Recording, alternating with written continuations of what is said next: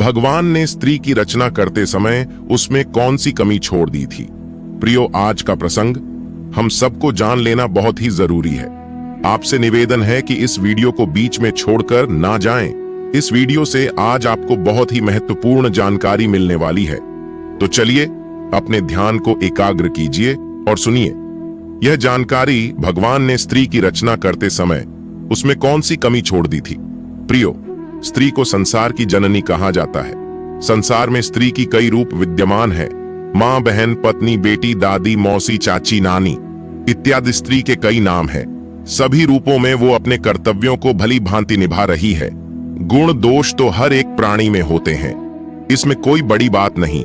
चाहे स्त्री हो या पुरुष, जिसमें गुण होते हैं तो उसमें कोई ना कोई दोष भी जरूर होता है। पर हमें दोषों का ना देखकर गुणों को देखना चाहिए। हमें किसी के दोष देखकर बुरा नहीं बनना है, क्योंकि कहते हैं मनुष्य जो देखता है वही सोचता है, और जो सोचता है वही करता भी है। इसलिए हम वो देखे ही नहीं जो हमें भी करना पड़े।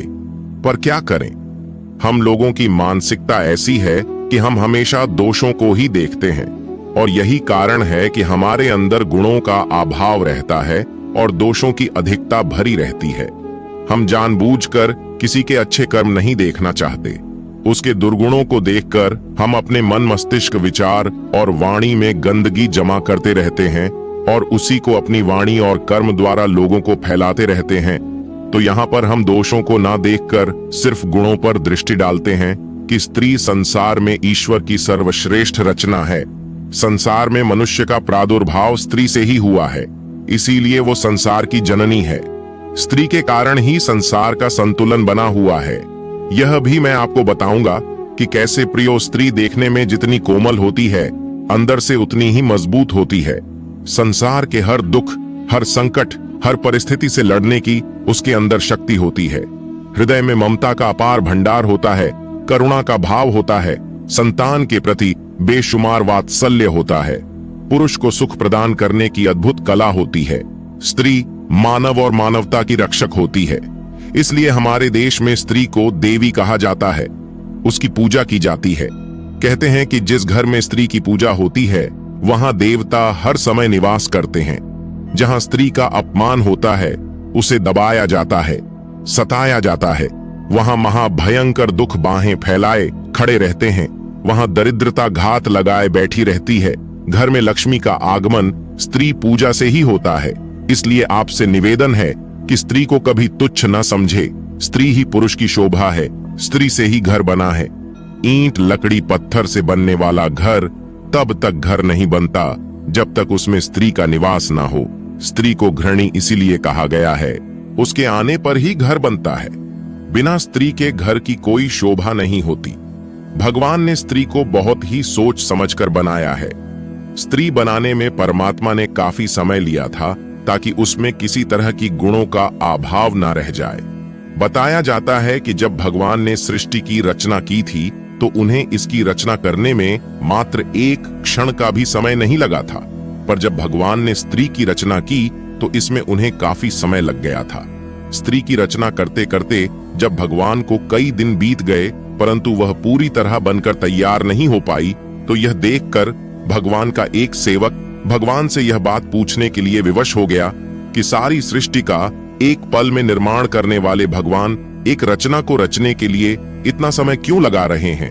दूत ने भगवान से पूछ ही लिया, हे परमेश्वर, हे सृष्टि के रचता, हे अनंत कोटि ब्रह्मांड के निर्माता, करोड़ों ब्रह्मांड की रचना करते समय आपको मात्र एक क्षण का भी समय नहीं लगा, परंतु अब यह ऐसी कौन सी रचना है जिसमें आपको इतना वक्त लग रहा है? तब अपने सेवक के प्रश्न का उत्तर देते हुए भगवान कहते हैं, हे पार्षद, यह मेरी सर्वश्रेष्ठ रचना है। इसे दुनिया में स्त्री नाम से संबोधित किया जाएगा। इसके अंदर मैं अपार गुणों को प्रतिष्ठित कर रहा हूं ताकि हर काम के लिए मुझे पृथ्वी पर न जाना पड़े। मेरी इस रचना के कई रूप और कई नाम होंगे। मुख्य रूप से यह 4 रूपों में दिखाई देगी, माँ, बहन, पत्नी और बेटी।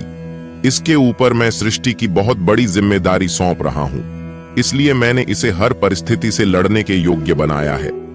इसमें साहस और सहनशीलता का अद्भुत समावेश है। कठिन से कठिन परिस्थिति में यह अपने आप को संभाले रखेगी। हर तरह के मुश्किलों से लड़कर, अनेकों प्रकार के दुखों को सहकर यह सबको खुश रखने का प्रयास करेगी। अपने परिवार, अपने बच्चों के प्रति समर्पित रहेगी। कोई समय ऐसा भी आएगा जब यह टूटकर बिखर जाएगी, लेकिन फिर से अपने आप को संभाल कर एक नई जीवन का संचार करेगी। यही इसमें विशेष गुण कहलाएगा कि यह स्वयं दुख सहकर, रोग शोक से ग्रसित होने पर भी उसे सहन करते हुए अपने जिम्मेदारियों को, अपने कर्तव्यों को निभाती रहेगी। प्रियो, भगवान के मुख से स्त्री की सहनशीलता, कर्तव्य परायणता को सुनकर वह सेवक हैरान रह गया कि आखिर तो इसकी आकृति पुरुष की तरह है। 2 हाथ, 2 पैर, आंख, नाक, कान, मुख सब पुरुष के समान है। फिर यह अपने दोनों हाथों से इतना सब कुछ कैसे कर पाएगी? भगवान बोले, पार्षद, ये पुरुष के जैसे दिखती है, फिर भी इसके अंदर यह सब करने की क्षमता होगी, इसीलिए इसे मेरी अद्भुत रचना कहा जाएगा। भगवान की बात सुनकर पार्षद ने उसे छूकर देखा कि देखे ये कितनी कठोर है, जो हर विपत्ति को सह सकती है। जब उसने उसे छूकर देखा तो वह बहुत कोमल थी। वो एकदम से हंस पड़ा। भगवान ने पूछा, क्यों हंस रहे हो? तब वो पार्षद बोला, प्रभु, आप कह रहे हो कि यह हर परिस्थिति से लड़ सकती है। मैं यह सोचकर हंस रहा हूं कि यह आपने बनाई तो बहुत नाजुक है, हर परिस्थिति से कैसे लड़ पाएगी? मैं तो सोच रहा था कि यह पुरुष की अपेक्षा बहुत कठोर होगा, पर इसे तो आपने फूलों की तरह कोमल बना दिया है। तब भगवान बोले, वत्स, मेरी इस रचना की यही तो विशेषता है। यह बाहर से जितनी कोमल है, अंदर से उतनी ही मजबूत होगी। इसके साहस, धैर्य और सहनशीलता को आप लोग देखोगे। यह बात सुनकर पार्षद के मन में उस रचना के बारे में और अधिक जानने की उत्सुकता बढ़ गई। वो पूछने लगा, हे परमेश्वर, क्या यह पुरुषों की तरह सोच भी सकेगी, या फिर इसमें यही गुण विशेष होंगे? भगवान बोले, वत्स, इसमें सोचने की क्षमता भी अद्भुत होगी और समाधान करने की सामर्थ्य भी। पार्षद ने देखा कि उस स्त्री रूपी रचना की गालों पर पानी की झलक थी। उसने उसके गालों पर हाथ लगाया तो सचमुच उसके गालों पर पानी की मात्रा थी। पार्षद ने पूछा, हे प्रभु, इसके गालों पर पानी क्यों बह रहा है? तब भगवान बोले, वत्स, यह पानी इसके आंसुओं से निकलने वाला पानी है। यह पानी तभी निकलेगा जब यह अंदर से अपने आप को दुखी महसूस करेगी, जब इसके अंदर किसी तरह की वेदना होगी, चाहे वो शारीरिक हो या मानसिक। उस समय यह अपने दुख को इन आंसुओं के द्वारा बहाकर बाहर कर देगी। इसके मन की सारी पीड़ा, सारी व्यथा आंसुओं का रूप लेकर बाहर निकल जाएगी और यह फिर से अपने आप को उतना ही मजबूत बना लेगी। अपने दुखों को भुलाने का इसके पास यह सबसे अच्छा माध्यम होगा और इसकी ताकत भी होगी। यह अपने आंसुओं से अच्छे अच्छों को झुका भी सकती है, इन आंसुओं को अपना अस्त्र भी बना सकती है। दर्शक बंधुओं, भगवान की बात सुनकर सेवक बोला, हे भगवान, वास्तव में आप महान हो। आपने स्त्री रूपी अद्भुत रचना करके संसार को सजा दिया है। संसार में एक अनमोल रत्न भेजा है और सच बात ही बंधुओं, स्त्री का त्याग, बलिदान, साहस और सहनशीलता वास्तव में अद्भुत, अकल्पनीय है। त्याग इतना बड़ा जो कोई नहीं कर सकता।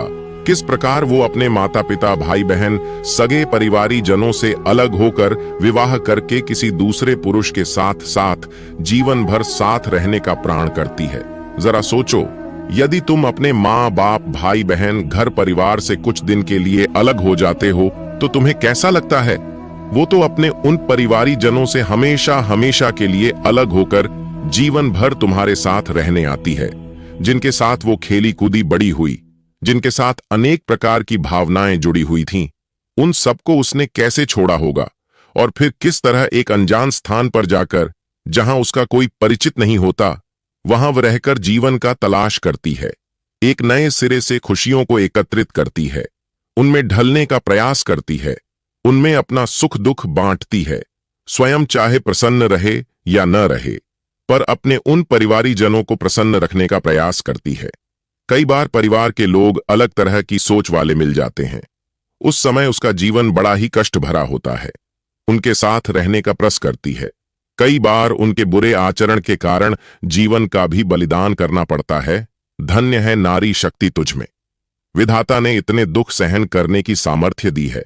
हर महीने मासिक धर्म की पीड़ा को सहन करना, बच्चा जब उधर में आता है तब अनेक प्रकार की पीड़ाओं को सहन करते हुए प्रसव काल की उस भयंकर पीड़ा से गुजरना पड़ता है जो साक्षात मृत्यु का दूसरा रूप होती है। उसके बाद बच्चे का जन्म सकुशल हो जाए तो उसके लालन पालन में अनेक कष्टों को सहना पड़ता है और उसके लिए अपने सुखों का बलिदान करना पड़ता है। खुद दुख सह लेती है और बच्चे को दुख से बचाकर रखती है। यह त्याग और बलिदान बड़ा ही अद्भुत है। सच में नारी ईश्वर की सर्वश्रेष्ठ रचना है। दर्शक बंधुओं, उधर भगवान का उपासक बोला, हे प्रभु, आपने इतना समय लगाकर स्त्री की रचना की है, तब तो यह जरूर आपकी संपूर्ण रचना होगी। तब भग बोले, नहीं, अभी इसमें एक कमी है। ये सबके लिए सुख का कारण बनेगी, सबको खुश रखने का प्रयास करेगी, अपने परिवार की हिम्मत बनेगी, मगर खुद का महत्व भूल जाएगी। वो अपनी कीमत ही नहीं समझ पाएगी कि मैं दुनिया के लिए कितनी मूल्यवान हूं। यह दिए की तरह अपना जीवन बिताएगी, जैसे दिए के नीचे अंधेरा रहता है और चारों दिशाओं को रोशन करता है। ऐसे ही स्त्री का जीवन है, जो अपने लिए तो कम, दूसरों के सुखों के लिए अधिक जीती है, दूसरों के सुखों के लिए खुद कष्ट सह लेती है। दर्शक बंधुओं, स्त्री वास्तविकता में ईश्वर के द्वारा दिया गया संसार को एक अद्भुत उपहार है। वह हर गुणों में परिपूर्ण है। इसलिए कभी भी एक स्त्री का अपमान नहीं करना चाहिए, कभी उसे कष्ट नहीं पहुंचाना चाहिए।